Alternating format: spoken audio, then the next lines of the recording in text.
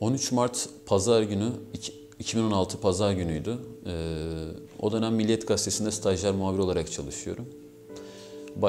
Ocak ayında başlamış, henüz 3 ayını doldurmamış bir muhabirdim. Genelde pazar günleri izin yapıyorum ama o gün bir ödül töreni olacağı için iznimi cumartesiye kaydırıp pazar günü çalışmamı söylediler. Akşam saatindeydi ödül töreni. Akşam oyalandıktan sonra o dönemki Milliyet Gazetesi'nin yeri ile ödül töreninin olacağı Çağdaş Sanatlar Merkezi arası yaklaşık 100 metre. Hani kolaylıkla yürüyeceğim için biraz daha geç çıkmak istedim. Ödül törenine 15 dakika kala tam Çağdaş Sanatlar Merkezi'ndeki salona girdim. Girmemle herkes bir ses, patlama, hani duyduğum kelimeler buydu, koşmaya başladı.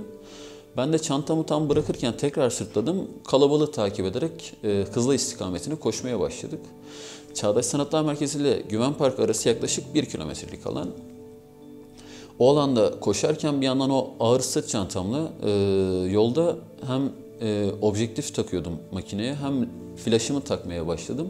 Bir yandan da otostop çekmeye çalışıyorum ama kimse durmuyor. Ardından yolun karşı tarafına ters yöne geçtim. Aşağıdan hiçbir araç gelmiyor. Hani durumdan kullandım, acaba ne oluyor, ne var aşağıda diye. Yaklaşık 7 dakikada olay yerindeydim. Olay yerine ilk giden foto muhabirlerinden biriyim.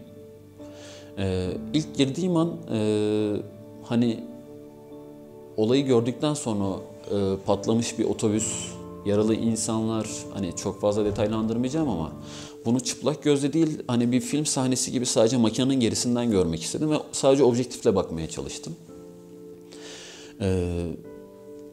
Yaralı insanları kurtarıyorlar. Bir yandan işte itfaiye ekipleri araçları söndürüyor.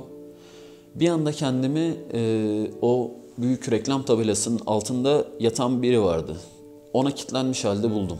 Yere çömeldim ve ellerim hani iki başımın arasında sadece izliyorum. Kilitlendim kaldım. Ufak bir şok yaşıyordum adeta. Ardından Güven Park'ın içinden polisler geldi. Hani o baktığım bölgedeki yaralıya doğru koştular. Üstündeki reklam kağıtlarını kaldırdıklarında yaşıyor bu, yaşıyor diye bağırdıklarını duydum. O an kendime geldim. Hani bir şey yapmalıydım. Bir an kendimi tokatladım. Hani kendime geldim mi gelmedim mi hala emin değilim o anki durumda.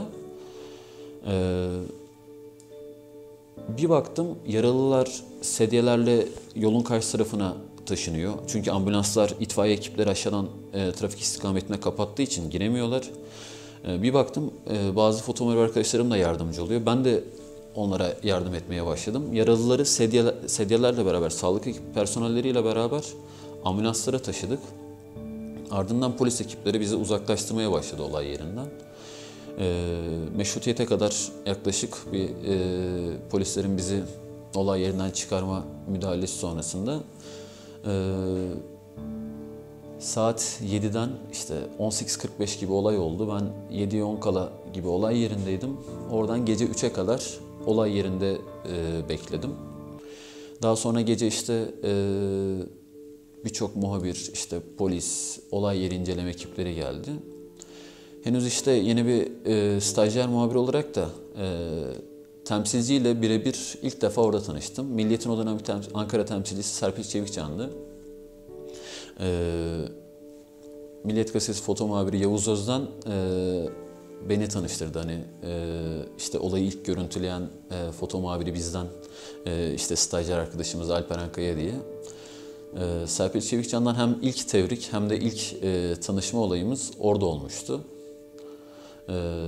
Hani 3 ay içerisinde açıkçası Ankara Ekin'de çalışıyorken giriş katta odada olunca böyle pek kimseyle karşılaşamıyorsunuz. Hem ilk tebrik hem de ilk tanışma orada oldu. Hani nasıl bir tebrikti emin değilim ama hani mesleki anlamda iyi bir olaydı belki ama insanlık açısından üzücü bir olaydı. Böyle sert bir olayla mesleğin henüz başındayken tanışmak açıkçası kendi açımdan pek de iyi değildi.